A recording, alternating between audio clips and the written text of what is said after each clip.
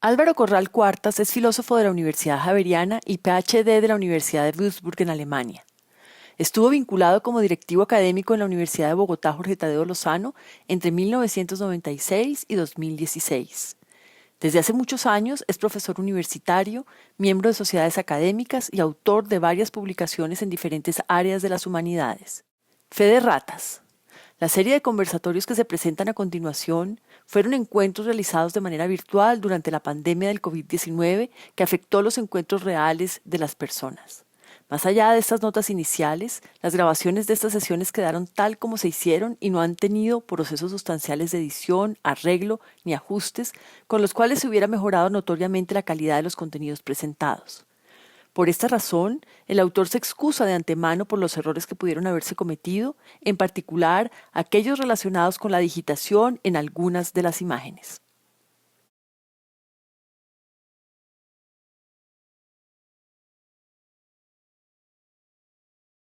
Bueno, pues llegamos así a la tercera sesión de este conversatorio sobre Leonardo. Estamos justamente empezando y he titulado esta sesión Naturaleza y Paisaje. No sé si ustedes estén con la expectativa de cuándo será que Álvaro va a hablar de la Mona Lisa.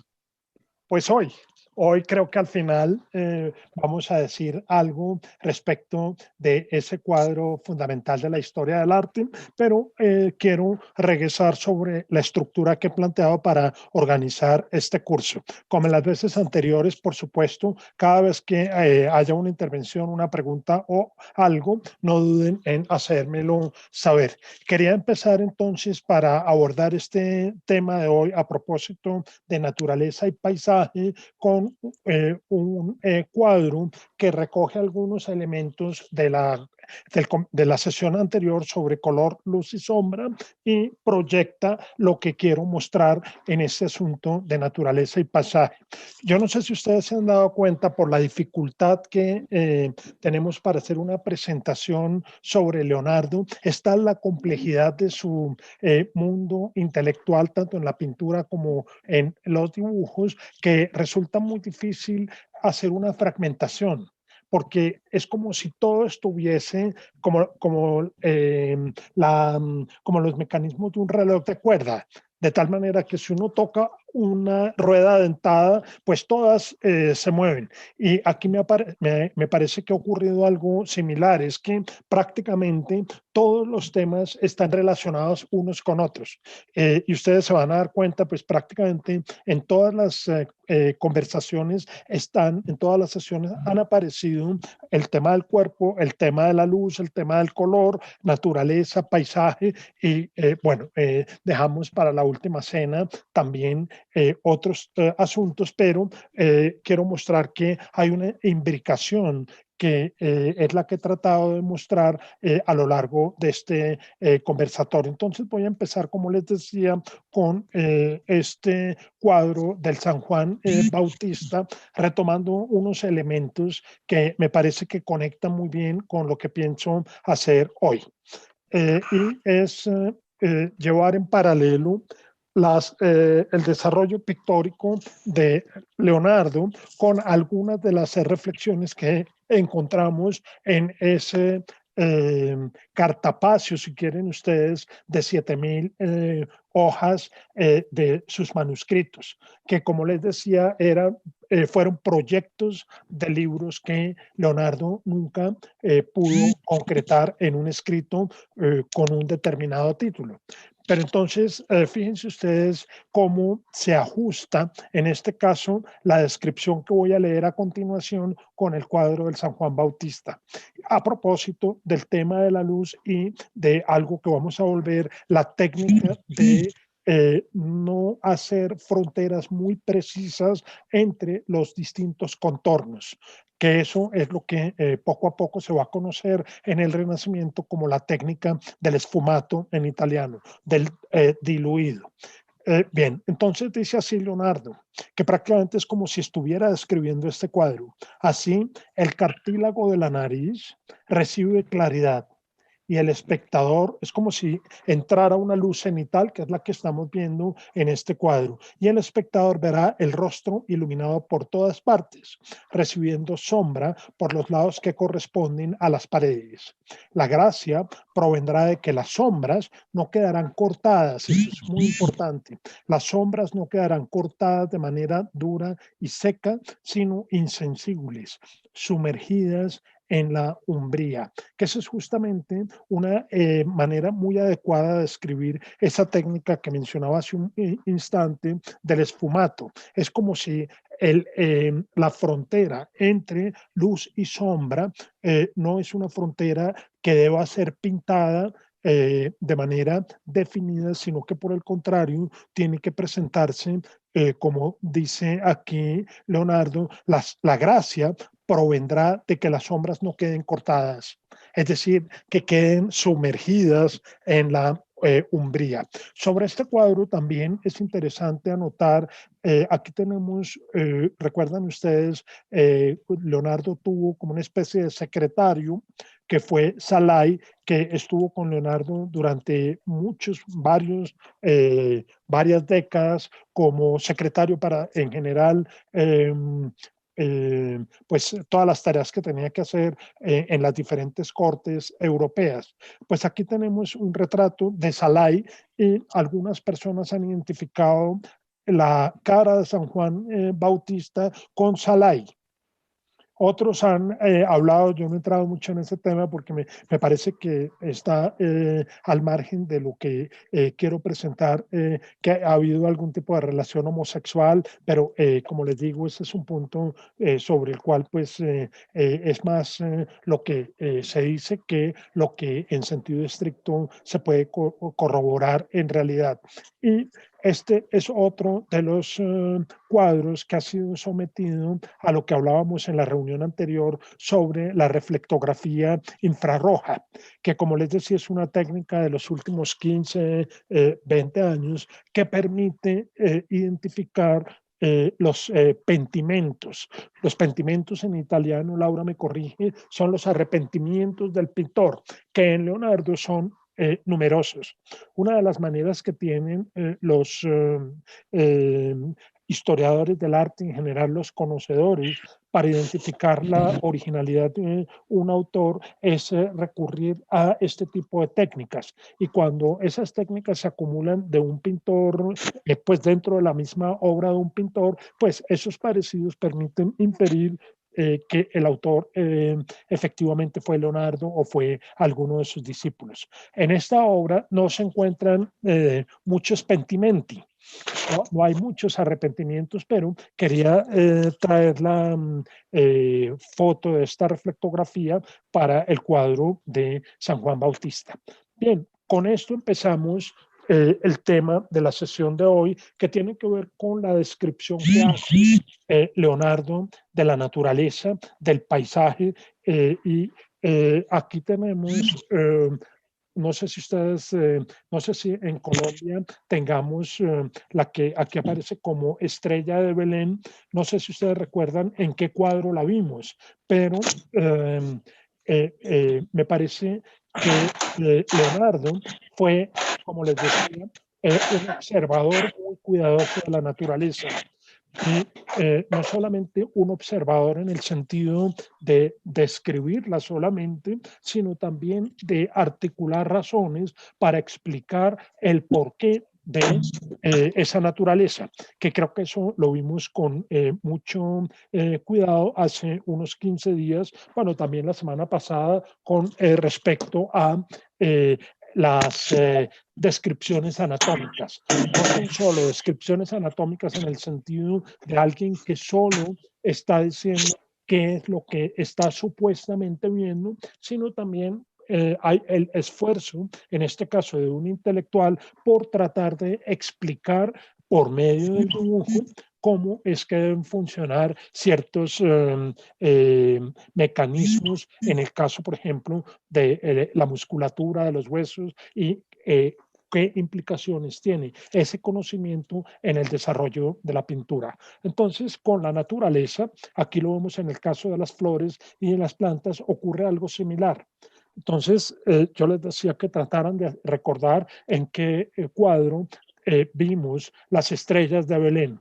Pero al lado de eso hay en los cuadernos y en los manuscritos láminas como la que encontramos a la derecha, donde está descrita la estrella de Belén. Prácticamente es como una especie de antesala a lo que casi sí, 3 siglos después vendría a ser la Comisión Coreográfica bajo el liderazgo de José Celestino Mutis en la expedición botánica. Pero aquí no solamente es la función descriptiva, sino también, como les he planteado en este conversatorio, es mostrar, y para ello cito, la pintura con especulación filosófica y sutil, considera todas las maneras de las formas. Para el cuadro de la Virgen de las Rocas, hay una serie de estudios previos que están relacionados con las flores que aparecen en la parte inferior del cuadro. ¿Sí? Fíjense, aquí tengo un zoom de la parte inferior izquierda del cuadro de la Virgen de las Rocas con la foto que traía antes de las estrellas de Belén. Esta cuestión me parece que es interesante precisamente para mostrar el interés de Leonardo por la naturaleza. Vamos a ver otros aspectos, por supuesto. Aquí solo alcanzo a mostrar apenas las cumbres de las partes más altas de los icebergs, porque ustedes se darán cuenta que en una producción de 7.000 páginas de reflexiones y de grabados o dibujos como los que hemos venido exponiendo, pues es muy difícil dar cuenta de todos. Voy a pasar entonces de las flores a los árboles, con descripciones como la que encontramos aquí.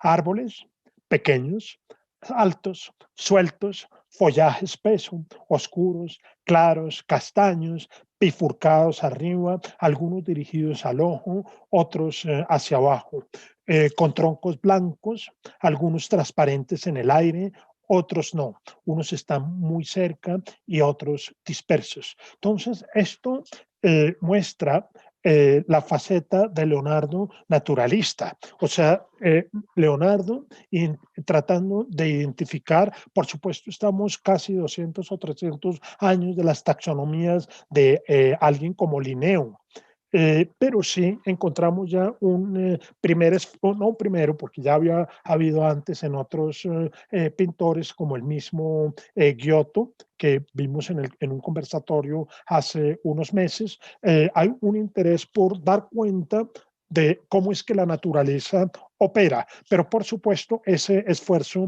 es mucho más notorio, claro, en Leonardo.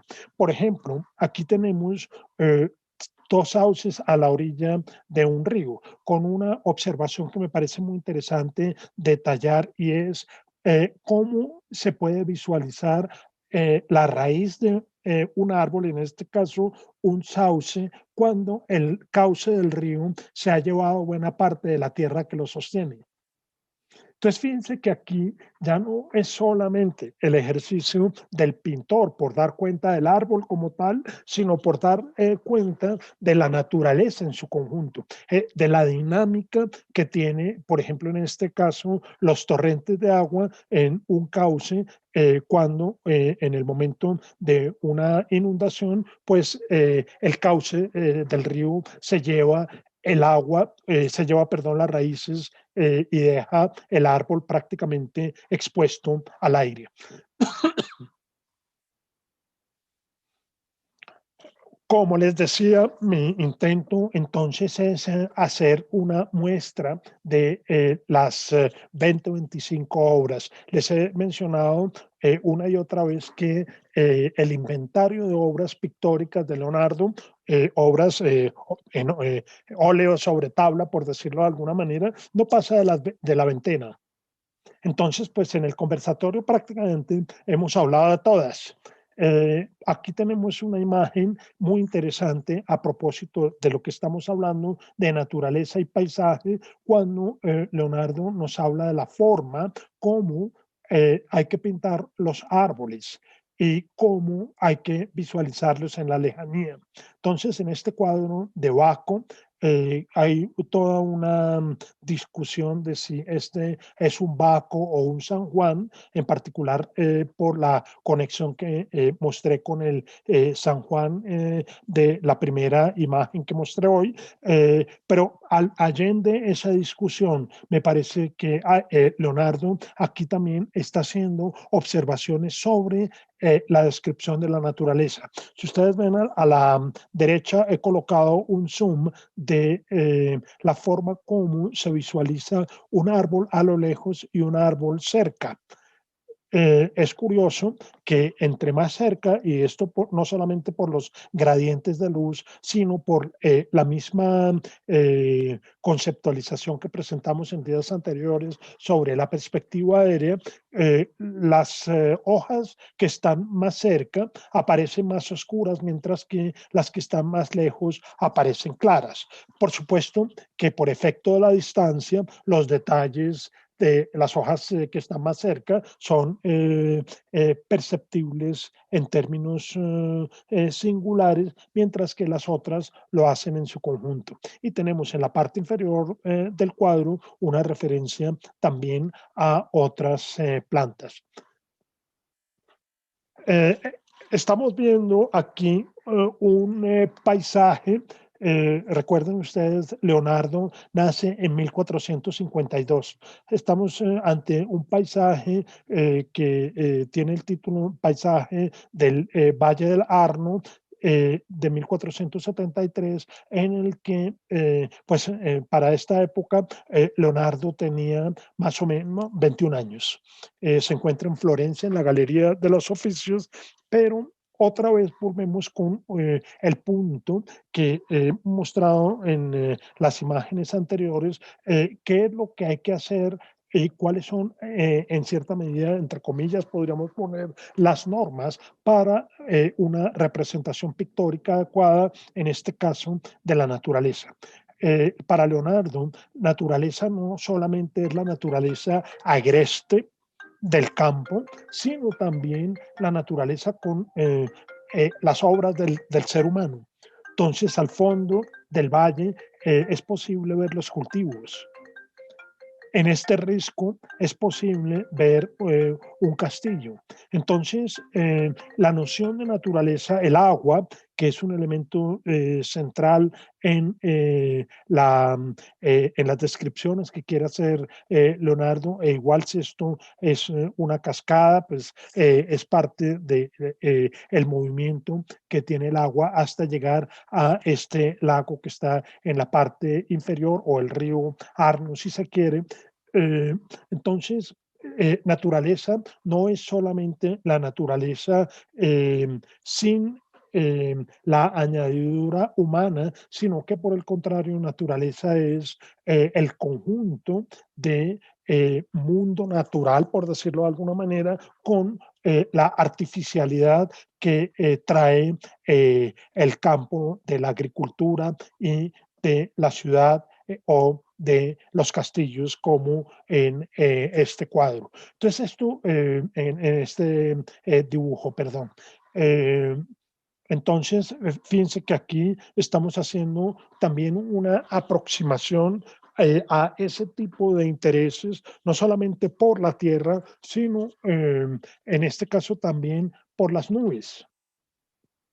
Y Leonardo tiene una serie muy interesante de reflexiones sobre las nubes. Voy a leer una que me parece muy interesante compartir con ustedes. Dice Leonardo: las nubes algunas veces despliegan la recepción de los rayos solares como si estuvieran iluminadas a la manera de las montañas. Y fíjense, es un poco lo que vemos en este dibujo. Y en otras ocasiones permanecen muy oscuras, sin variación alguna en la oscuridad de cualquiera de sus partes.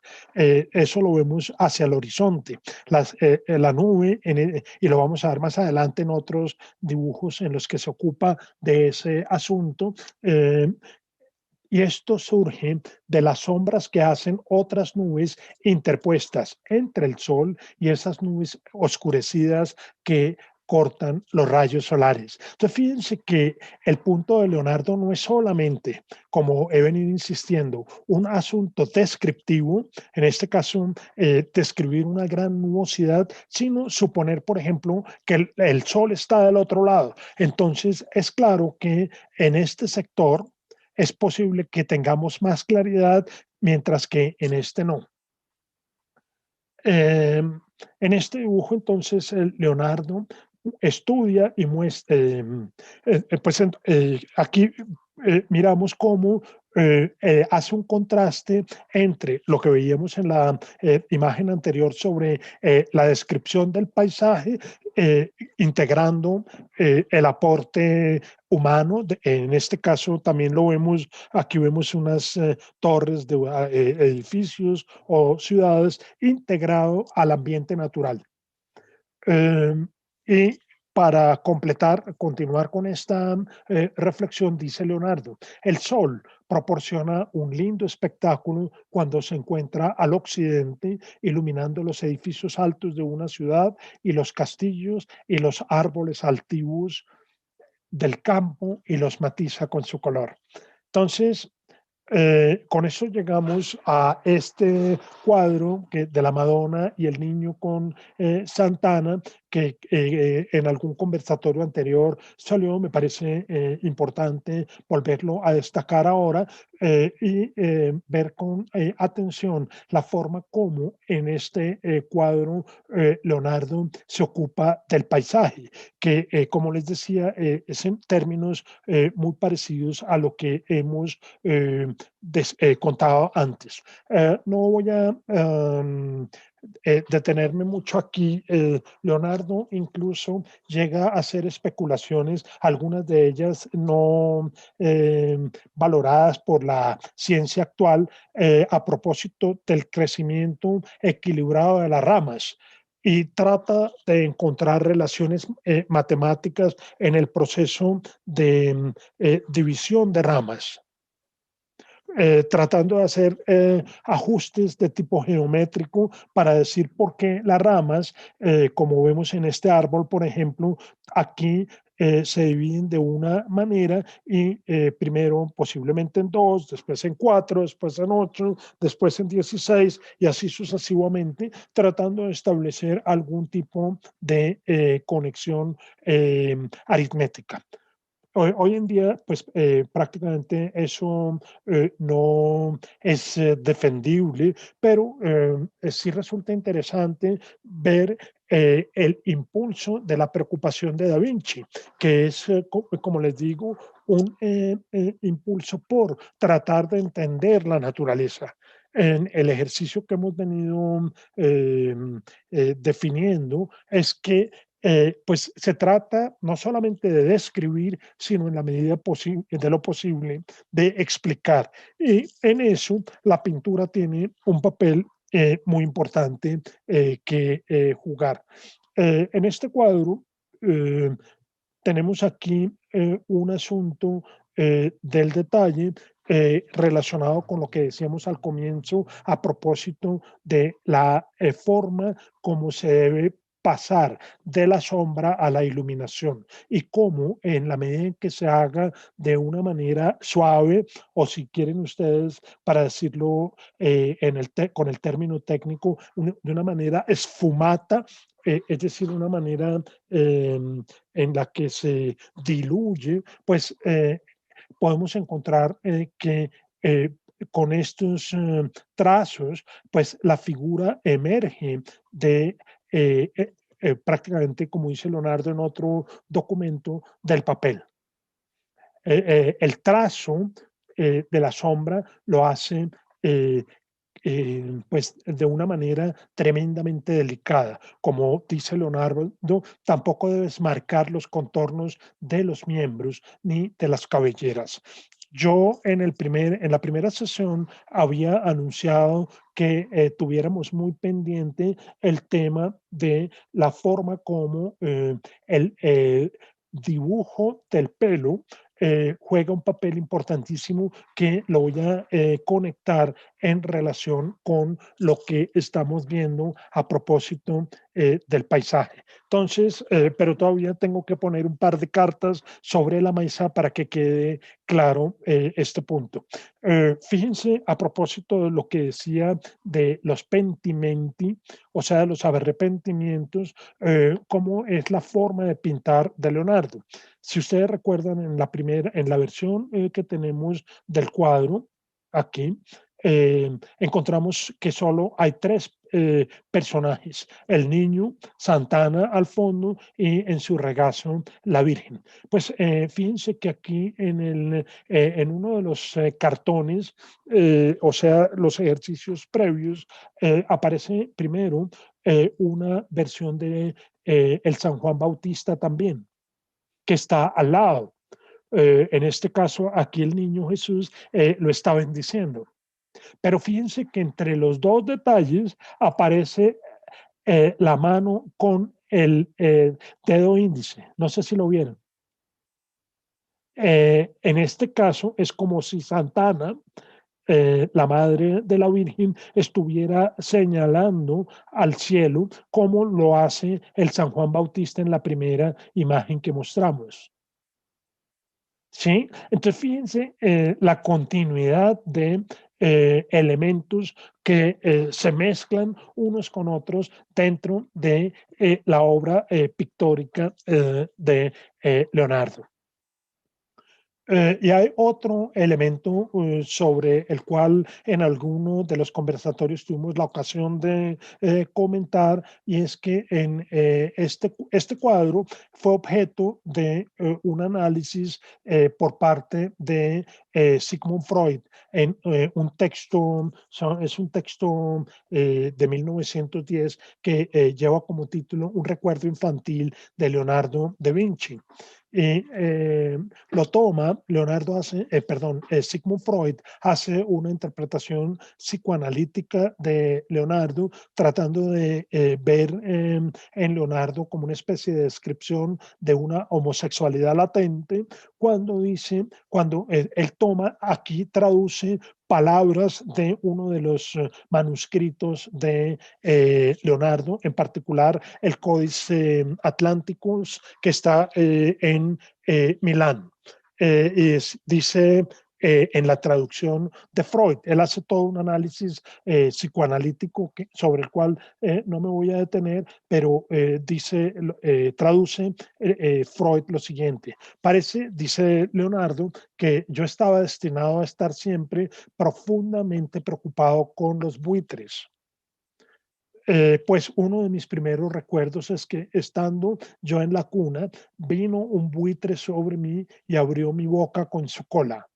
De esa manifestación es que Freud quiere establecer como una especie de conexión de latencia homosexual, que como les digo no me voy a detener mucho en ese tema, y continúa Leonardo, y golpeó muchas veces mis labios con su cola. Traigo esto a colación porque en algún conversatorio quedaba la inquietud de dónde se veía el buitre. Entonces aquí encontré esta imagen donde, pues, bien sea un buitre o un milano, unos historiadores dicen que aquí Freud se equivoca en la traducción, pero dijéramos esto es completamente irrelevante.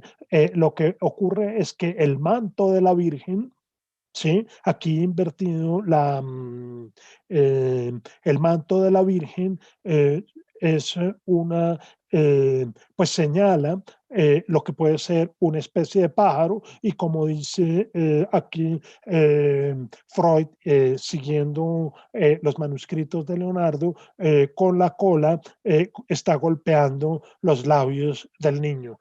Entonces, como si aquí el niño Jesús fuese el mismo Leonardo cuando pequeño. Esta interpretación pues hoy en día tiene poca aceptación, por decirlo de alguna manera, pero forma parte del acervo de comentarios que hay sobre este cuadro y dado que en alguna ocasión había dificultad para ver el buitre, pues lo traigo aquí a colación. Eh, Muy bien. Ese interés de Leonardo por el paisaje, aquí lo vemos evidenciado en un interés que también está relacionado con la parte geológica, es decir, con las estructuras morfológicas de la Tierra en su conjunto, de las piedras.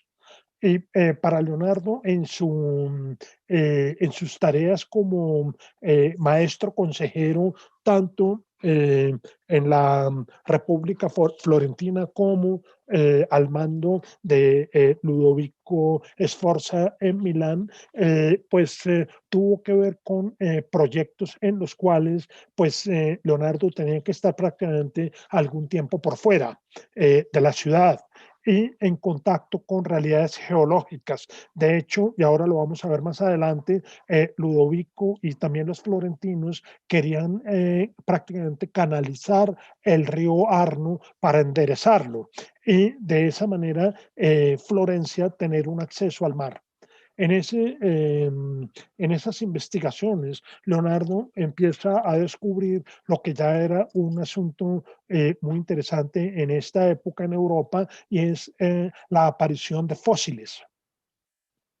Y los fósiles, para alguien con la inteligencia de Leonardo, pues constituyen una preocupación enorme porque los fósiles, sobre todo si son fósiles marinos, piensen ustedes encontrarse con un fósil de, qué sé yo, un trilobite a 200 kilómetros de el mar, pues supone pensar que la Tierra no ha sido como es en el presente.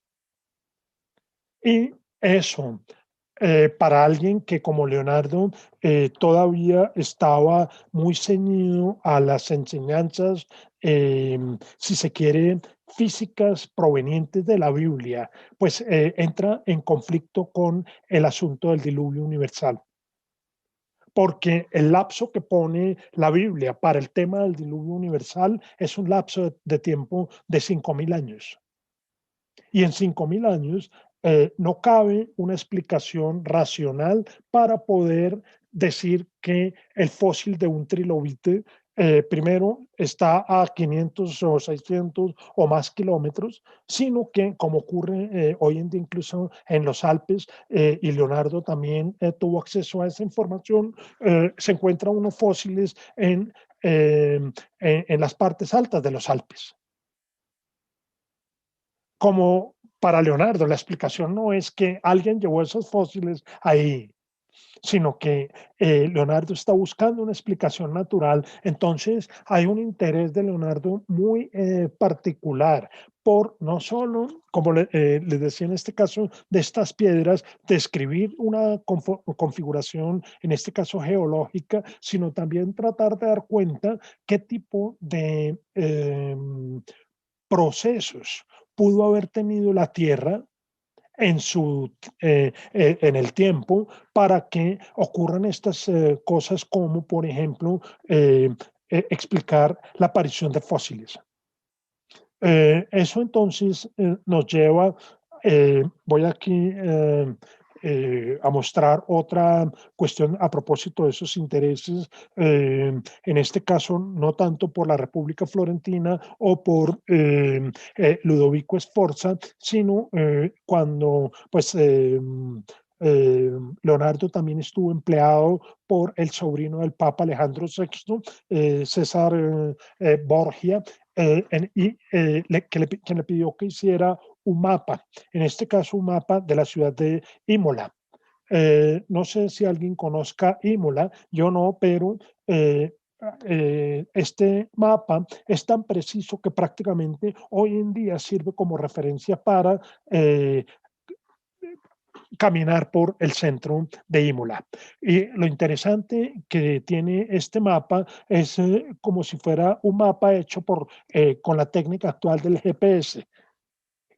es decir, una especie de lo que en cartografía se llama una exposición polarizada, donde se toma como centro, en este caso, el centro de la plaza, y a partir de allí se hace una descripción circular cuyas divisiones permiten establecer relaciones de distancia y, por supuesto, ubicar las diferentes partes que deben aparecer en el mapa. Entonces, fíjense que este interés de Leonardo se mueve, como les he mostrado, en múltiples registros.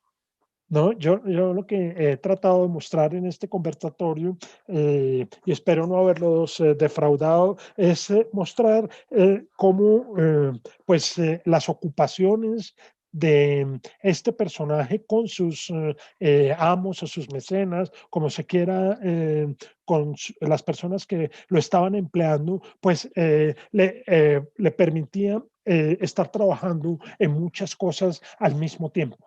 Y quiero dar cuenta de eso para tratar de entender la complejidad de su pensamiento. Aquí entonces les decía, encontramos un dibujo a propósito de el proyecto que tenía con Ludovico Sforza de enderezar el curso del río Arno. Y esto no solo por la cuestión que les mencionaba de tener un acceso más directo al mar, sino también para evitar tener que pagarle impuestos a la ciudad de Pisa. Ustedes saben, Pisa y Florencia no solo están cerca, sino que en esa época estaban en tremendos conflictos entre sí. Prácticamente cada ciudad italiana era una ciudad autónoma. Y Florencia no tenía acceso al mar como sí lo tiene Pisa. Entonces había un gran interés por resolver el asunto de la canalización. Pero no solo está el asunto de la canalización, está también el asunto de eh, el manejo mismo del agua, en el sentido en que tanto el Valle del Arno como el Valle del Po en las cercanías de Milán, pues tienen el problema de todos los ríos y es las inundaciones frecuentes. Entonces, desde muy desde épocas muy tempranas, en la Edad Media, pues todas las labores de canalización y todas las labores de manejo de agua resultan muy importantes. Yo he traído aquí, les sugiero que miremos los dibujos que están en el lado, en la margen izquierda, donde Leonardo también hace observaciones relacionadas con lo que hoy conocemos como hidráulica. Entonces, en el caso primero, en este dibujo, por ejemplo, vemos los movimientos del agua y muestra que las corrientes se cruzan, creando lo que se conoce hoy como una especie de contracorriente. Observó también que la onda inferior, no sé si ustedes la ven en el caso del primero y del segundo dibujo, la onda inferior pasa por debajo de la superior. En este segundo boceto, vemos que el agua, cuando baja, eh, tiene un punto en el que corre más rápido hacia la superficie más abajo. Y en este momento en el que corre más rápido, genera pues lo que llama él en italiano una especie de risaltazione. Leonardo estudió el efecto de la caída del agua, en este caso agua sobre agua, y cómo después pues se suaviza hasta quedar tranquila en la parte plana. ¿No? En el último dibujo, lo que vemos es que hay vemos en el mismo lugar, en tanto que la velocidad de la corriente sea la misma. Y vemos cómo se muestra cómo el desplazamiento horizontal del agua en un todo irregular muestra que el agua entonces fluirá de manera más lenta en la superficie que por debajo de ella. No sé si ustedes ven aquí la forma, aquí está la superficie y la forma como el agua tiene que moverse cuando hay más profundidad entre la superficie y el lecho, en este caso del río o del lago. Bueno, eh, como les decía en algún momento, Leonardo, todas estas hojas manuscritas tenían el propósito de convertirse alguna vez en un libro. Y en algunas de sus reflexiones nos dice cómo son los títulos de esos libros. Tenemos uno que se ocupa justamente de este problema cuando dice ese libro primero de las aguas y dice lo siguiente: nada comparte superficie con algo y algo comparte una superficie con nada. La superficie de algo no es parte de esa cosa. De lo que se sigue que la superficie de la nada no es parte de esa nada. Y la superficie singular de algo es entonces el límite de dos cosas que están en contacto. Puesto que la superficie del agua no es parte del agua, esto es muy interesante porque fíjense que aquí, pues, la superficie no es agua, ¿sí? Pero sin embargo uno percibe que es el límite entre aire y agua o aire o agua y tierra. Entonces, puesto que la superficie del agua no es ni parte del agua, ni tampoco parte del aire o de los otros cuerpos ubicados entre ellos, ¿qué es entonces lo que divide el aire del agua? Entonces, fíjense que estas preguntas son preguntas que uno escucharía más de un hombre de ciencia que de un pintor. Y eso está relacionado con lo que he tratado de plantear a lo largo de este conversatorio, y es que para Leonardo la pintura tiene un estatuto de ciencia. Y en el caso del dibujo, pues sí tenemos que explicar cómo es que se mueven las corrientes, los remolinos del agua, pues el dibujo quizá pueda ser una manera mucho más contundente y clara, quizá no de explicarlo con totalidad, pero sí de abordar por qué se generan unos remolinos que, por ejemplo, en este caso, tienen eh, una mayor fuerza en el vórtice, como lo vemos aquí, y una menor fuerza en los alrededores. Entonces aquí nos encontramos, como les he dicho en algunas ocasiones, con observaciones muy finas que están apuntando a lo que será con posterioridad, incluso varios siglos, el origen y de los problemas de ciertas disciplinas, de la geología, de la biología, de la taxonomía, en este caso de la hidráulica. Y aquí se viene la conexión que quería establecer entre la forma como Leonardo habla de estos vórtices de los movimientos del agua con la forma en que el pintor debe pintar el pelo. Entonces dice lo siguiente: observa el movimiento de la superficie del agua, que se parece a la del pelo y tiene dos movimientos, uno de los cuales depende del peso y otro de la dirección de los rizos. Entonces aquí está la cuestión del peso, pero también la dirección de los rizos, que es lo que vemos en la forma como Leonardo pinta el cuero cabelludo de los distintos personajes en sus cuadros. Y continúa. Así pues, el agua forma remolinos que rotan, uno de ellos siguiendo el ímpetu del curso central, mientras que el otro sigue el de incidencia y reflexión. Y al lado derecho he puesto algunas imágenes de cuadros sobre los cuales ya hemos hablado en ocasiones anteriores. Aquí he puesto los dos bebés de la Madonna lactante, ¿sí? Este es el angelito que Leonardo pintó para el Verrocchio, ¿se acuerdan? Aquí tenemos los rizos del músico, que creo que lo mostramos la vez pasada, no voy a detenerme en eso.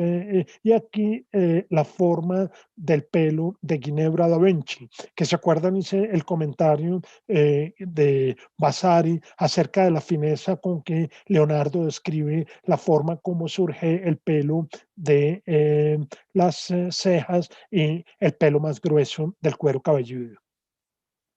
Eh, Esto, ¿por qué me resulta interesante en este momento?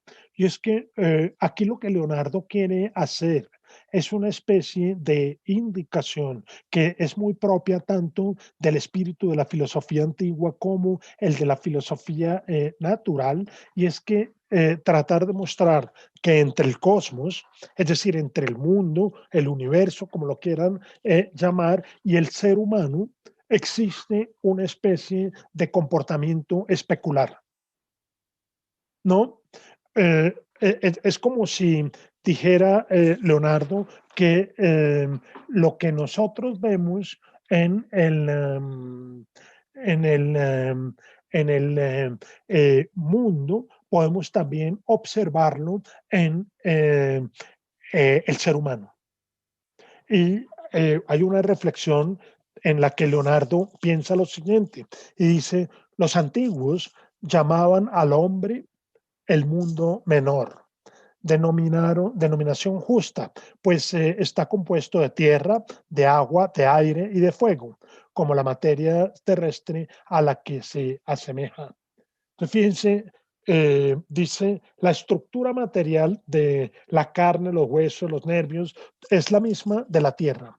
Son los cuatro elementos. Si el hombre tiene huesos, continúa, eh, que le sirven de armazón y de sostén de la carne, el mundo también tiene rocas que sostienen la tierra.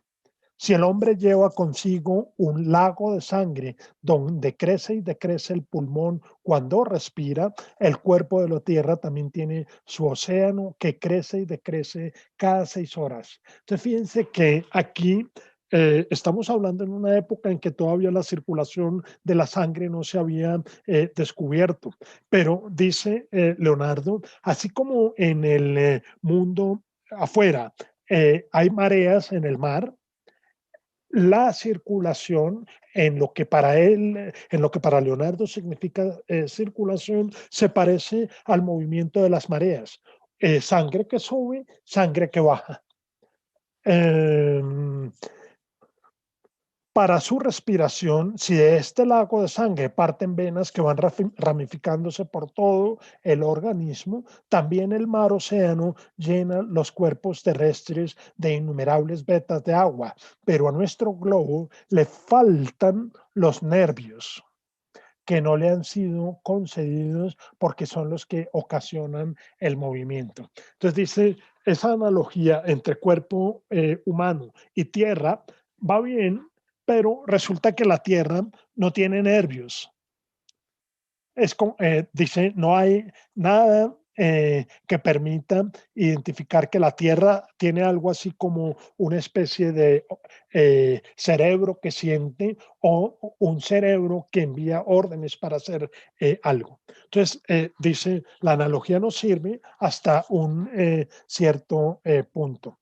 Ahora bien, en el mundo, en perpetua estabilidad, detectamos que no se mueve y allí donde no hay movimiento, los nervios son inútiles, pero en todo lo demás, hombre y mundo se asemejan. Entonces, fíjense que esta es otra prueba adicional de el cúmulo de ideas que pasan por la cabeza de Leonardo al mismo tiempo, que como les decía, estamos en una época en la cual pues no es posible decir esas ideas pertenecen a la ciencia, estas ideas pertenecen a la pintura, estas ideas pertenecen a la filosofía, sino que todas parecen ocurrir y así las discurre y las discute Leonardo de manera simultánea. Fíjense entonces, aquí voy a mostrar unos estudios a propósito de lo que hemos venido explorando sobre la línea de especularidad que existe entre la forma como el pelo crece y el agua, el movimiento del agua, lo vemos en este estudio de cabeza femenina y peinado para un cuadro que lamentablemente o se perdió o finalmente Leonardo no alcanzó a pintar. Se trata de Leda y el cisne. Sin embargo, algunos de sus discípulos hicieron un proyecto. Aquí tenemos el estudio de Leda y el cisne. No sé si ustedes recuerdan el mito de Leda y el cisne. Leda era una princesa que se casó con un rey griego, pero resulta que la noche en que se fue, la noche de bodas, eh, pues Leda se encontró no solamente con su esposo, si no recuerdo, se trataba del rey Tíndaro, también vino Zeus a poseerla. Y Zeus bajó en la figura de un cisne. Y dice el mito que Leda tuvo entonces cuatro hijos, dos de Zeus y dos de Tíndaro, que los vemos aquí en los huevos. El mito entonces aquí lo vemos en otro cuadro, en otro dibujo, perdón, preparatorio de Leda y el cisne. Este fue un tema muy propio de la reflexión erótica del Renacimiento y por eso encontramos que hay varias realizaciones a partir de este tema, como lo vamos a ver en los cuadros, pero el mito está muy bien descrito en lo que Leonardo nos quiere mostrar. Estos dibujos son de Leonardo, pero este es el tema de Leda y el cisne, en este caso atribuido a un pintor que se llamó Il Sodoma, que se encuentra en la Galería Borghese, donde justamente vemos a Leda, el cisne y dos de los hijos, no sé si son los de Zeus o los de el rey Tíndaro, con los huevos semirrotos. Eh, entonces, fíjense a dónde nos lleva esta reflexión que hacíamos inicialmente sobre la forma de pintar el pelo, que está otra vez relacionada con un mito y un mito sobre el cual pues encontramos unos bocetos, pero no el cuadro. Sí lo encontramos en algunos de sus discípulos, en este caso esta copia de Cesare Sexto, que fíjense es muy de la época de la muerte de Leonardo. Leonardo muere en 1519 y este 1510-1515, los últimos años de la vida de Leonardo, aquí aparecen los cuatro hijos, saliendo en este caso de dos huevos. Pero vemos un detalle interesante y es el rizado del pelo que tiene Leda, que sigue básicamente el boceto vinciano. Tenemos otro cuadro sobre Leda, en este caso, algunos momentos después ya no aparece el cisne, pero sí están los cuatro hijos saliendo de los huevos y encontramos una referencia de el inventario de cuadros del castillo de Fontainebleau del año 1625, que da la idea de que el cuadro sí pudo haber existido. Miren lo que dice el inventario. Se trata de una figura de Leda completamente desnuda con el cisne y sus dos huevos, de cuyas cáscaras rotas nacen cuatro bebés. Esta obra, aun cuando es un poco seca en estilo, está exquisitamente terminada, especialmente el pecho femenino y el paisaje y la vida vegetal de los alrededores se describen con gran diligencia. Desafortunadamente, la pintura se encuentra en mal estado, por cuanto se hizo en tres paneles que han sido separados y a los cuales se le han desprendido trozos de pintura. Esta es un documento interesante porque pues se encuentra, como les digo yo, en un inventario en el que se dice, esta obra de Leonardo tenía estas características y estamos prácticamente 100 años después de la muerte de Leonardo. Pero la forma en la que quería abordar este cuadro de Leda está relacionada con esa conexión que hacía antes a propósito de la conexión en la representación del pelo y la preocupación de Leonardo por el comportamiento de las aguas.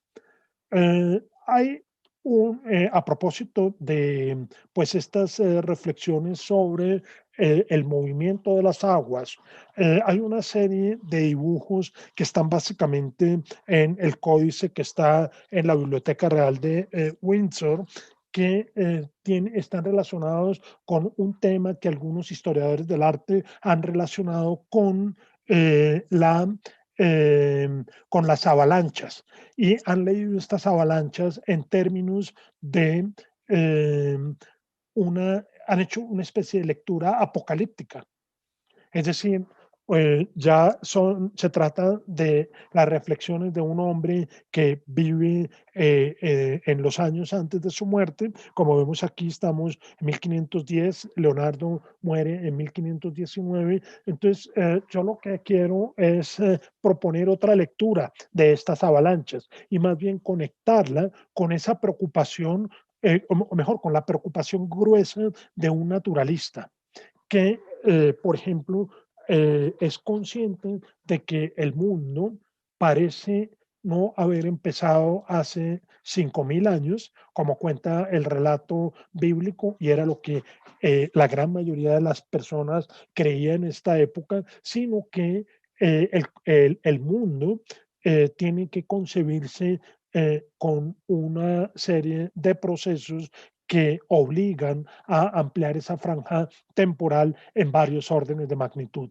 Es decir, tenemos que pensar en que los sucesos, o mejor, los datos que nosotros podemos percibir hoy o los que podría haber percibido Leonardo en su momento, como los fósiles, como la estructura de los montes, la estructura de los ríos, las inundaciones, todo eso lleva a pensar que el mundo tuvo profundas variaciones en el pasado. Y a mí me parece que esa es una lectura mucho más interesante porque es precisamente la lectura de alguien preocupado por una explicación naturalista de los fenómenos del mundo y no en una explicación mítica.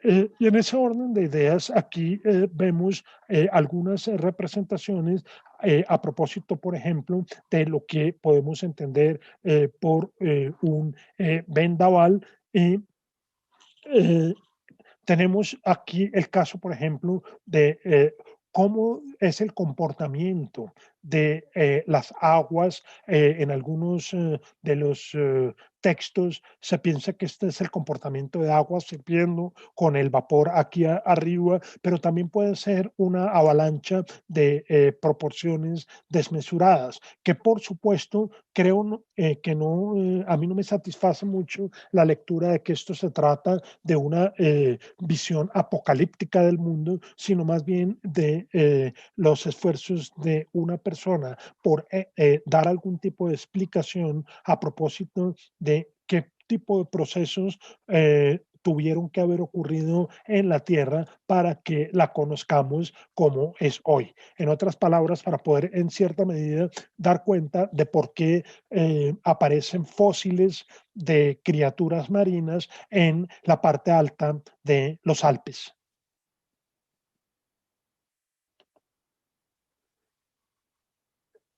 Y sobre eso tiene también Leonardo algunas reflexiones. Aquí recuerdan ustedes lo que decía anteriormente Leonardo sobre las nubes a propósito de la oscuridad. Este es un dibujo bellísimo porque muestra cómo Leonardo prácticamente ni siquiera ubicado en una montaña enfrente, sino casi que volando, es capaz de imaginar primero esta zona del valle independiente, aquí no importa si esto es un valle real o imaginado, pues está iluminado. Al fondo vemos la lluvia que azota el fondo del valle y la oscuridad con la que se cubre el cielo en esa zona donde está lloviendo. Dice Leonardo, de las avalanchas y cómo representarlas en una pintura. Le dice al pintor, que el aire oscuro y gris se vea sacudido por la precipitación de vientos contrarios y condense la lluvia mezclada con granizo, llevando de aquí para allá un número indefinido de ramas arrancadas de los árboles y mezclada con muchísimas hojas. En conjunto se ven árboles venerables sacados de raíz y arrancados por la furia de los vientos, restregados y sin hojas por los torrentes, cayendo entre ellos y ahogándose en los valles hasta que los ríos desbordados inundan y sumergen las tierras planas con sus habitantes.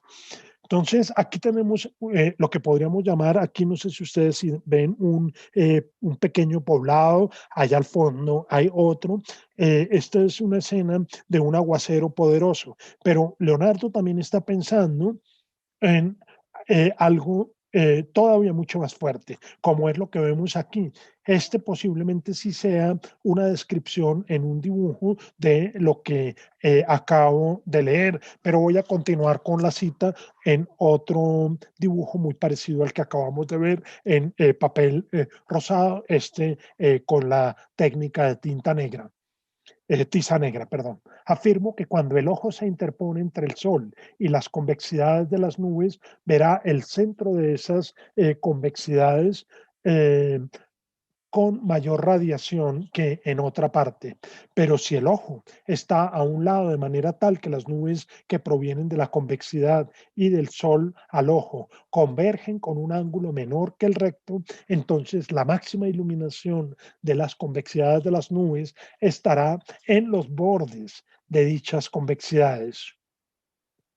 Los rayos solares penetrando por las aperturas entre las diferentes masas y convexidades de las nubes iluminan todos los sitios que se intersecan, incluso iluminando las sombras, matizando todos esos lugares oscuros que están detrás de las nubes.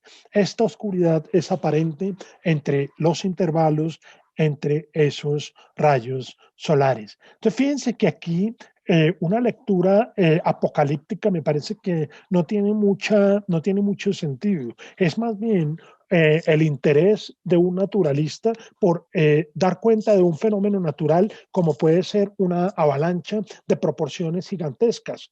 Eh, que es la que estamos visualizando, por ejemplo, en este dibujo, y cómo se puede entender el comportamiento rizado de los torrentes de agua en un movimiento completamente desordenado y eh, si quieren ustedes, pues, y continúa diciendo Leonardo, dice, el aire, supongamos que este grabado que vimos anteriormente lo podamos ver en una continuidad, primero un aguacero, que poco a poco se convierte en una tormenta de proporciones eh, mucho más poderosas. Dice, el aire se oscureció por la fuerte lluvia que caía oblicuamente por la fuerza del viento y volando sin rumbo por el aire, pero estaba impregnada con el color del fuego, encendida por las centellas que rasgaban y desmenuzaban las nubes y cuyos destellos revelaban las aguas bravas de los valles inundados. Veamos aquí la cima de una montaña escabrosa con los valles que rodean su base, y a sus lados vemos la superficie del suelo que se desliza junto con las pequeñas raíces de los arbustos, desnudando grandes porciones de las rocas circundantes. Y en la profundidad de algún valle han caído los fragmentos de una montaña, formando una costa para las aguas desbordadas de su cauce, y habiendo roto sus orillas, se precipita con olas monstruosas, y las más grandes destruirán los muros de las ciudades y los campos del valle. Las ruinas de las edificaciones altas lanzarán grandes vapores que ascienden como humo y nubes envueltas contra la lluvia que cae. Entonces, fíjense que en esta descripción, con, si quieren ustedes, un tono dramático y muy cercano a una descripción poética que puede leerse en clave apocalíptica, como lo decía hace un momento. También existe la posibilidad de que con ese lenguaje poético Leonardo esté haciendo una descripción a propósito de qué sería imaginar una avalancha de proporciones, si quieren ustedes, eh, pues de proporciones monstruosas. Entonces es como si Leonardo pensara que en algún momento del pasado eh, hubiese habido en el mundo algo así como una época de tremendas catástrofes geológicas como las que él está tratando de no solo imaginar, sino de describir con sus dibujos. ¿No? Miren ustedes aquí algo parecido que puede ser también una explosión. Y dice, descendiendo la devastación por precipicios con un curso escandaloso, se estrellan y quedan al desnudo las raíces retorcidas y nudosas de los grandes árboles, derribando sus raíces viejas y volviéndolas hacia arriba. En las montañas restregadas hasta la desnudez revelan las fisuras profundas ocasionadas por terremotos remotos. ¿No? Lo que he leído es una cita larga, pero que he querido mostrar aquí con estos dibujos que para muchos historiadores son como una especie de cuestión críptica de un anciano al final de sus días. Y por el contrario, pues lo que he querido mostrar es que se trata de reflexiones que tienen que ver con el problema de la catástrofe. Y la catástrofe es un hecho natural que ocurre cada cierto tiempo, pero que ocurre en la naturaleza. Y hay otro detalle que me parece interesante anotar y es que todas estas hojas manuscritas, aquí vemos, se alcanza a ver el reverso de la hoja o el anverso, como lo quieran ustedes ver. O sea, Leonardo prácticamente no desperdiciaba papel y en algunos casos, como en este, las hojas permiten ver a trasluz lo que está escrito o pintado del otro lado. Por lo general, cuando sobre una hoja hay un dibujo como este del anverso, lo que hay es un texto escrito. Y también en esa serie de reflexiones hay una cuestión que prácticamente acerca a Leonardo casi que al surrealismo, con este que él llama un aguacero de las cosas materiales. Y si ustedes se dan cuenta, son objetos hechos por el hombre como caídos del cielo. Y la reflexión que hace Leonardo, no sé si es aquí en la parte inferior o al anverso de la hoja, dice, oh miseria humana, qué tantas cosas hay que atender por dinero en el aguacero de las cosas materiales. Con eso entonces estoy terminando, cerrando esta preocupación de Leonardo por el paisaje, por la naturaleza, y pues me parece interesante hablar algo también sobre la forma que Leonardo prescribe en su Tratado de la Pintura, cómo se debe dibujar animales, tanto animales naturales como animales míticos. En este caso, me parece que está haciendo una reflexión sobre este dibujo de dragón que también está en la biblioteca de Windsor.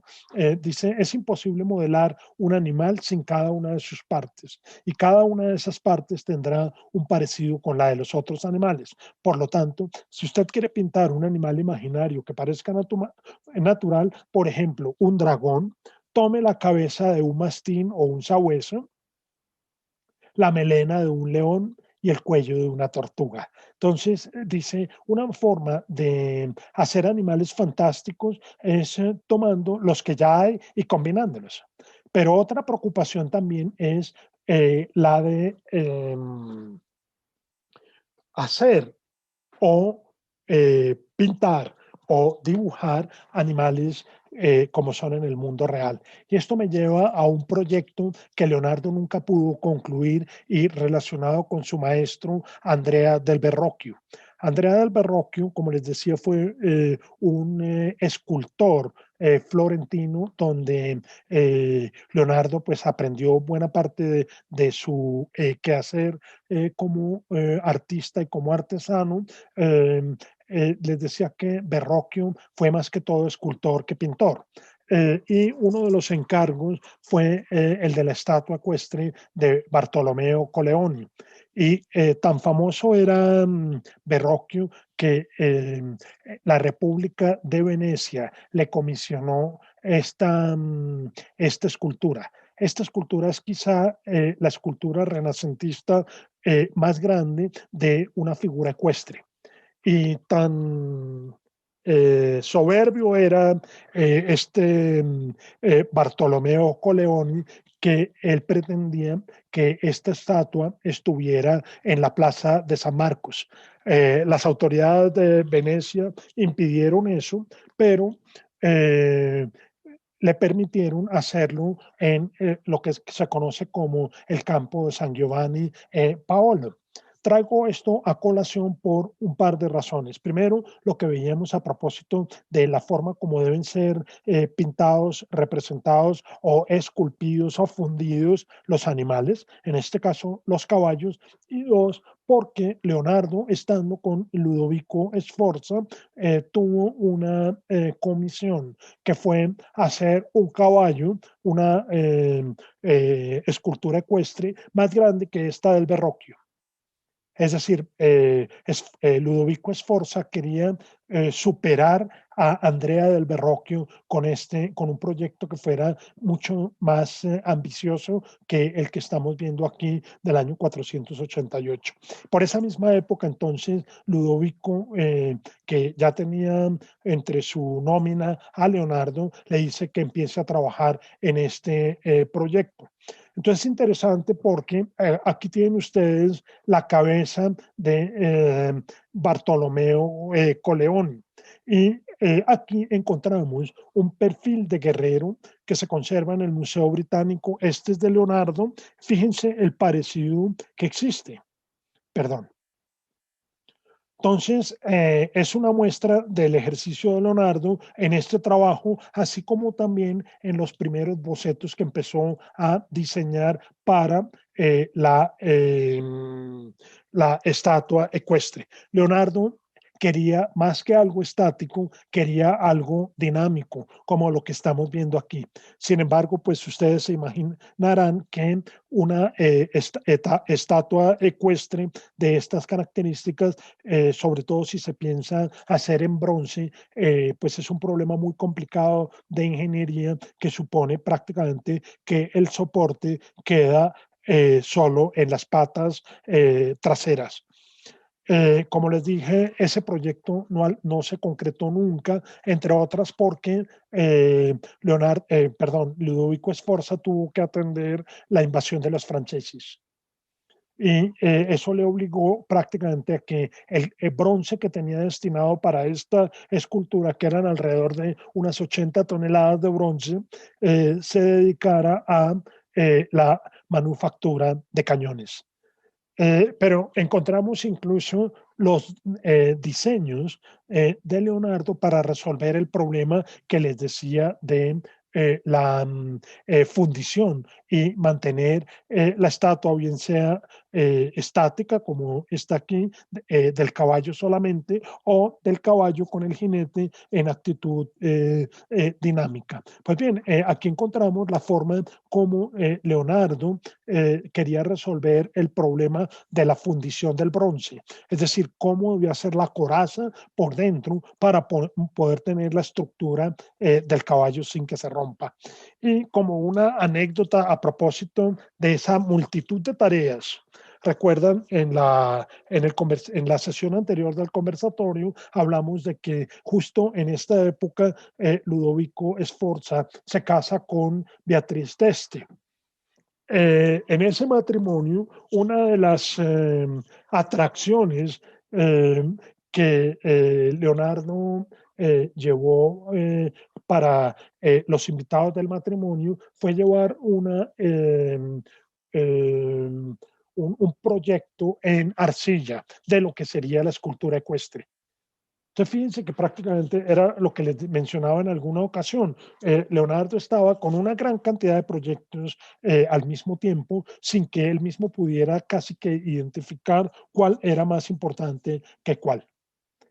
Aquí tenemos otra versión, en este caso del caballo en movimiento, y fíjense ustedes, el esfuerzo es muy interesante de tratar el del esfuerzo de Leonardo por capturar la dinámica del movimiento. Es decir, Leonardo habría sido un amante fascinado del cine, porque justamente muestra el movimiento de la imagen. Pero para los recursos de su época, pues tenía esta forma de imaginarse el movimiento tensión dinámica. Eso lo vemos aquí en estos dibujos sobre el caballo.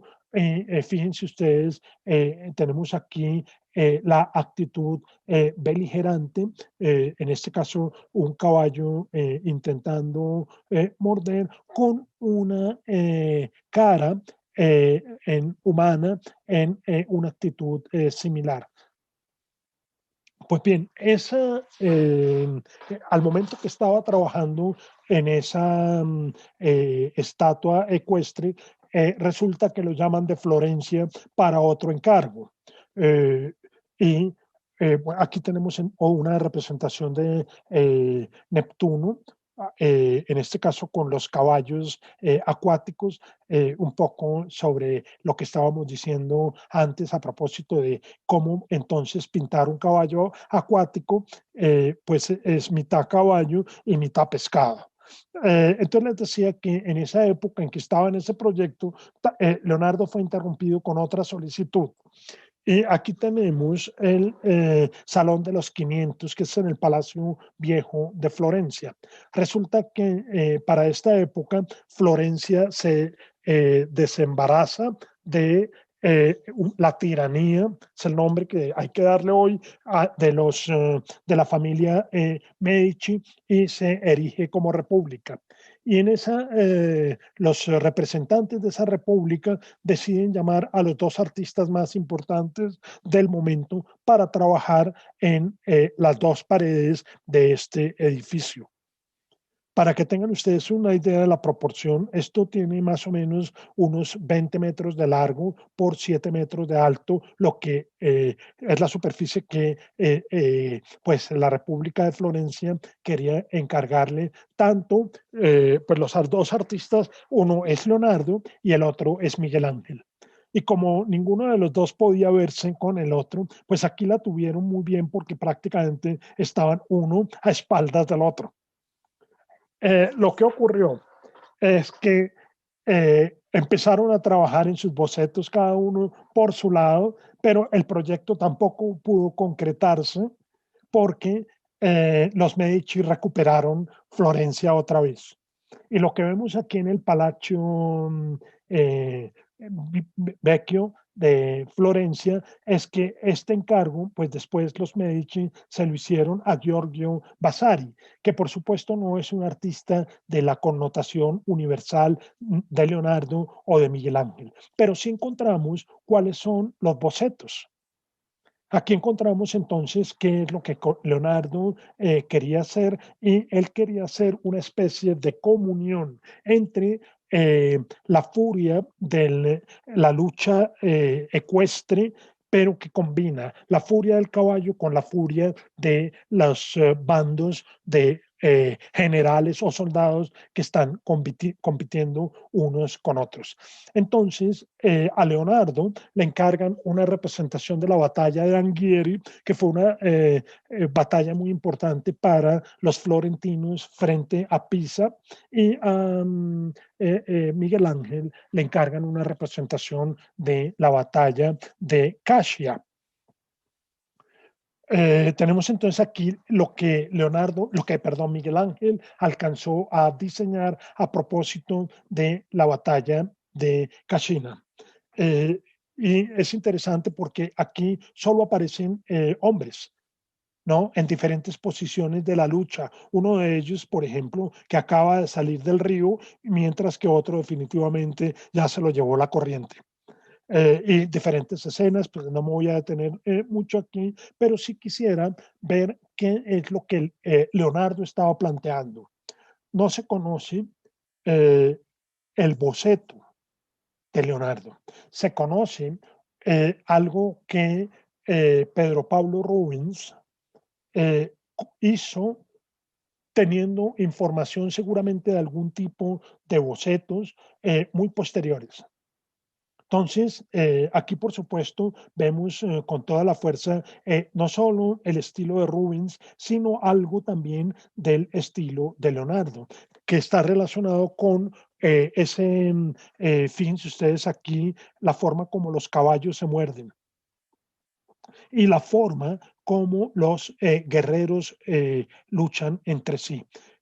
Sobre esto entonces hay otros dibujos que los muestro a continuación, que es este estudio de dos cabezas para guerreros. Fíjense ustedes, corresponde con el que vemos en la parte de arriba, que parece ser la persona que encargó la pintura en la República de Florencia. Y tenemos otro de los guerreros. Entonces, no tenemos el cuadro, pero sí tenemos algunos de los bocetos preparatorios y es muy probable que un pintor como Rubens si hubiera podido conocer algo más de lo que hoy podemos ver. ¿Sí? Aquí he traído una imagen con una resolución mejor que la anterior. Este cuadro se encuentra hoy en el Louvre pues como les digo, tiene una resolución mucho mejor que pues permite ver los detalles con más claridad. Y así llegamos entonces prácticamente a un momento que posiblemente ustedes hayan esperado a lo largo de todo este conversatorio y es hablar sobre el que quizás sea el cuadro más conocido de Leonardo. El cuadro que representa a la señora Lisa del Giocondo. Sobre este cuadro, yo voy a hacer un análisis que, pues, espero les llame la atención. Va a ser un poco diferente de lo que se lee y se encuentra por ahí, pero pues me parece que puede ser un ejercicio en el que pues mostramos otra faceta de este cuadro que sin lugar a dudas es un cuadro maravilloso. Hay un historiador del arte que dice eh, que eh, la fama de este cuadro pues un poco nos rebasa en el sentido en que prácticamente nos coloca frente a la expresión de un artista eh, que sobrehumano. Entonces, este historiador es Ernst Gombrich y Gombrich dice, tratemos de olvidarnos de eso, tratemos en la medida de lo posible de mirar este cuadro como dejando al margen todas esas cosas. Pues este cuadro aparece en tazas de café, este cuadro se usa para propagandas publicitarias, en fin, es un cuadro que prácticamente muy pocas personas en el mundo occidental pueden decir que no han visto. Entonces, tratemos, siguiendo esta recomendación, de ver la pintura con otros ojos y tratando de entender que se trata de un retrato de carne y hueso de una mujer hecho por un pintor también de carne y hueso, con unas preocupaciones muy particulares. Entonces, yo siguiendo esa idea, voy a tratar de avanzar en la interpretación de este cuadro y siguiendo lo que dice Gombrich, dice, hay una cuestión que llama mucho la atención y es que el cuadro parece tener unos elementos que resultan ambiguos cuando se ven un poco en el detalle. Y esos detalles de la ambigüedad son en varios niveles. El primero de ellos, dice Gombrich, es que si ustedes ven el paisaje que está a la izquierda del cuadro, comparado con el paisaje que está a la derecha del cuadro, parece que no tuvieran una línea de continuidad. En otras palabras, es como si el paisaje de la derecha estuviese en un nivel de profundidad que no es compatible con el paisaje que está más arriba, a la derecha del cuadro. Una forma de interpretar este asunto, diría Gombrich, es simplemente mencionar que se trata de un error. Pero Gombrich no cae en esa interpretación y dice, no, tratemos de averiguar que aquí puede haber algo más. Que justamente lo que trata de hacer Leonardo es engancharnos con la pintura precisamente en la medida en que podamos detectar esas ambigüedades, bien sea de manera consciente o de manera no consciente. Esa es una. Y antes de entrar en ese detalle, pues muchos han hablado de que este es un cuadro donde aparecen, pues las interpretaciones de este cuadro hoy en día son tremendamente numerosas y casi todas sin asidero con la realidad. Eh, en una búsqueda, eh, pues que se encuentra uno hoy con la facilidad del Internet, ahí tienen una pantalla de la búsqueda que hice en los libros de la biblioteca de la Universidad de Heidelberg. Pues resulta que el bibliotecario en una publicación de 2005 se encontró con un libro un libro de Cicerón de 1477 que tenía una versión impresa de las cartas a familiares de Cicerón. Entonces, en ese libro nos encontramos con que el dueño de ese libro conoció a Leonardo y conoció obras de Leonardo. Y es un señor de apellido Vespucci, como nuestro Américo Vespucci. Entonces, es muy interesante porque sabemos cuál es la fecha de esta nota al pie y sabemos de qué está hablando el texto aquí. Entonces, fíjense que con eso se desvirtúan prácticamente muchas de las interpretaciones que dicen que la Mona Lisa es una representación de Salai. ¿Se acuerdan el secretario, que es una representación de un hombre y cosas por el estilo? Ninguna de esas interpretaciones se sostiene cuando en un texto como este, revelado, como les decía, en 2005, se encuentra uno, pues lo que vemos aquí. Primero, hay una referencia en el texto de Cicerón que es muy interesante respecto de lo que Leonardo hace. Y dice, y aquí tenemos una manera como Apeles, el pintor de la antigüedad, dibuja la cabeza de Venus. Y dice, hay una elaboración perfecta de esa cabeza en la medida en que deja algunas características como ambiguas. Eso es lo que la palabra incoatam reliquit, ahí donde la estoy señalando, traduciría. Pero ese, dijéramos, es el punto, eso es lo que dice Cicerón en el libro. Y aquí está lo que dice la glosa de Matteo Vespucci. No sé si Matteo Vespucci fuera pariente de Américo Vespucci, pero el caso es que Agostino de Matteo Vespucci era el dueño de este libro y él escribió, como hacemos nosotros en nuestros libros, él dice, Apeles el pintor. Esto es lo que Leonardo da Vinci hace en sus pinturas. Y aquí fíjense que esto se puede leer en latín. Ita Leonardus Vincius facit. Ahí estoy leyendo Está claramente como la cabeza de Lisa de Giocondo o la de Ana, la madre de María. Entonces está clarísimo que el cuadro está en un contexto histórico que, fíjense, viene a aparecer en un libro de un amigo de Leonardo que se encuentra como incunable en la biblioteca de Heidelberg y que hoy en día, como les mostré en esta imagen, pues yo pude acceder, ahí está mi pantalla de computador en el texto escaneado del texto. Entonces sigo, dice, ya veremos lo que hace con la sala del Gran Consejo. Acuérdense de lo que acabamos de decir de la batalla de Anghieri, trabajo para el que ha cerrado un trato con el abanderado, es decir, con el gonfalonero Pedro Soderini.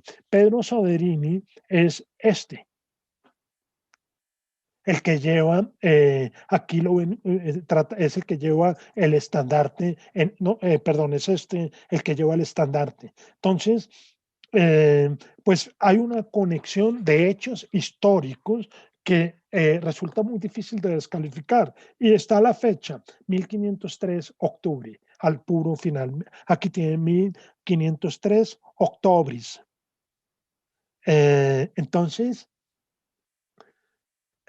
y lo que dice Leonardo, prácticamente está comparando a Leonardo con Apeles, que como saben ustedes es el pintor más renombrado de la antigüedad. Y una cosa, un dato interesante, a propósito, alguien me preguntaba que qué tan fiable era Wikipedia con estas observaciones. Después de haber hecho todas estos descubrimientos, me encontré que en Wikipedia, en la referencia que hay sobre la Lisa del Giocondo, aparece este texto también. Entonces eso muestra que si dos fuentes coinciden en una apreciación, es altamente probable que esa información sea correcta. A lo que yo me encontré por mi lado, y también lo tiene Martin Kemp, coincide con lo que nos muestra Wikipedia. Pero dicho eso, entonces volvamos sobre las ambigüedades a las que se refiere Gombrich. Dice entonces, como les decía, es como si aquí la ambigüedad respecto de la profundidad de este lado del paisaje combinado con este otro lado del paisaje fuera una manera de engancharnos. Gombrich tiene toda una teoría respecto de que Leonardo no es, como he venido sosteniendo en este conversatorio, un mero imitador de la naturaleza, sino que es en el ejercicio que he planteado, alguien que le pone retos al observador. Y un poco lo que quiero tratar de mostrar a continuación es que aquí lo que tenemos es una especie de manejo eh, de lo que significa mirar una obra de arte. Por supuesto, es una obra que nos ve, pero al vernos nos pone a reflexionar sobre lo que significa ver. Y eso lo podemos, aquí vemos el detalle y vemos el otro lado. Gombrich incluso dice que si uno mira la forma como está construida la cabeza de Lisa, es desigual el lado derecho con el lado izquierdo con el lado derecho. Y aquí podemos ver algo de eso. Que esa es una segunda ambigüedad que encontramos en la pintura. Hasta ahí, Gombrich. Fíjense ustedes el estado de conservación de la pintura. Esto se llama el craquelado. El craquelado muestra justamente lo que vemos aquí, que son pequeños cuadraditos que se han podido conservar gracias a los procesos de aire acondicionado que se encuentra en la pintura, pero pues que muestran un deterioro muy difícil de recuperar. Entonces, habiendo dicho eso sobre la apreciación de Gombrich, hay otro detalle aquí que, miren, aquí el craquelado es mucho más evidente. ¿Sí? que esto, por supuesto, uno no lo alcanza a detectar, y menos hoy cuando hay un vidrio de seguridad balística que que no permite pues acercarse a esta distancia. Y si pudiéramos hacerlo, pues prácticamente acercarnos a esta distancia hace que el vaho del aliento sea negativo para el lienzo mismo. Entonces, con lo que quiero terminar es con una observación realizada por una experta en ciencia de la visión en la Universidad de Harvard, que es Margaret Livingston. Y Margaret Livingston hace un análisis de la sonrisa de Lisa del Giocondo, que como les decía, me parece que es muy interesante porque no es el tipo de explicación frecuente que se encuentra uno en los textos de arte, sino que tiene que ver con lo que decía, con lo que planteaba Gombrich, a que veamos en esta representación de Lisa del Giocondo eh, eh, tratemos de hacer el esfuerzo por verla de una manera nueva, de una manera diferente. Entonces, miremos los detalles. Y dice, ¿por qué la eh, sonrisa de Lisa nos parece tan enigmática? Y antes de dar una explicación psicoanalítica o de dar una explicación en términos de la ambigüedad, como lo hace Gombrich, Margaret Livingston propone una teoría que me parece muy interesante compartir con ustedes y dice algo así como lo siguiente: la sonrisa nos resulta enigmática precisamente por cuanto nuestra mirada no se concentra en la sonrisa, sino en otros detalles del cuadro. Y eso está estrechamente relacionado a cómo nosotros vemos en el mundo dada la estructura de nuestros ojos. Entonces, para tratar de entender eso, voy a ir en detalle. Y aquí hay un argumento muy interesante de Livingston. ¿Qué pasa si nosotros hacemos una descomposición de la imagen, en este caso de la cara de Lisa del Giocondo, tratando de identificar primero los componentes gruesos, los componentes medios y los detalles finos? Yo preguntaría, y es la pregunta que se hace Margaret Livingston, ¿en cuál de las tres vemos nosotros con más claridad la sonrisa de Lisa? Y Livingston dice, no es en la visión de detalles finos, tampoco y menos en la visión periférica. La que nos permite identificar mejor la sonrisa es en la visión de componentes gruesos. ¿Qué significa eso? Que para ponerlo en palabras más sencillas, y eso nos ocurre también cuando nosotros vemos la cara de una persona.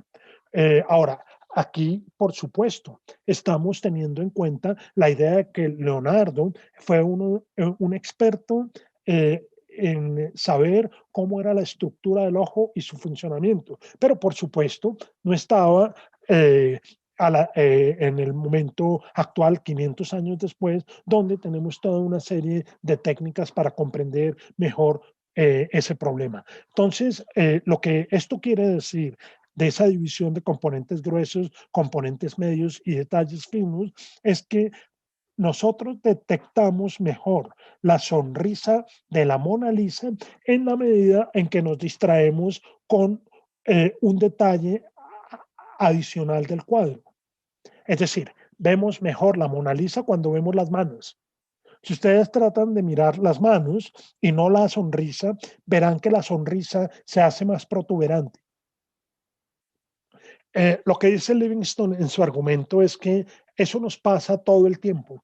Lo que pasa es que nuestro cerebro no nos da esa información de manera consciente, pero sí es la manera como nosotros percibimos.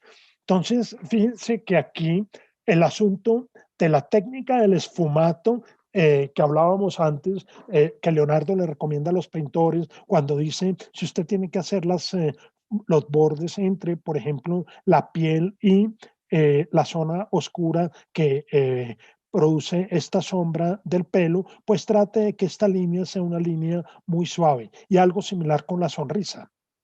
Entonces, dice Leonardo, fíjense aquí que esta sonrisa es menos evidente que esta. ¿Por qué? Porque aquí la estamos viendo directamente, mientras que aquí la estamos viendo en un contexto. Sobre todo si yo les pido que centren su atención, por ejemplo, en la mano derecha.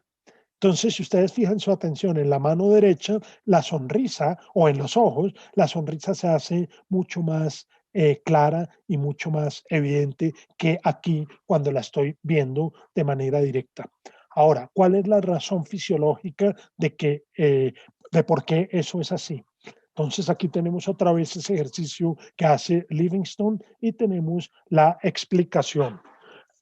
Como les decía en alguna ocasión, Leonardo no reconoció el papel protagónico que juega la retina en la percepción de la información visual que estoy señalando aquí en este ojo. Para Leonardo, la imagen prácticamente queda, no se sabe si se produce en el cristalino o en lo que hoy conocimos como el humor vítreo, el líquido que hace que la retina esté pegada a la membrana donde se encuentra el ojo. Pues resulta que esa membrana pequeñita de tejido nervioso ahí están todas las células fotopigmentarias, es decir, las células que reciben los fotones. Y resulta que en los ojos, tanto en los ojos humanos, hay una zona que es la zona de la fobia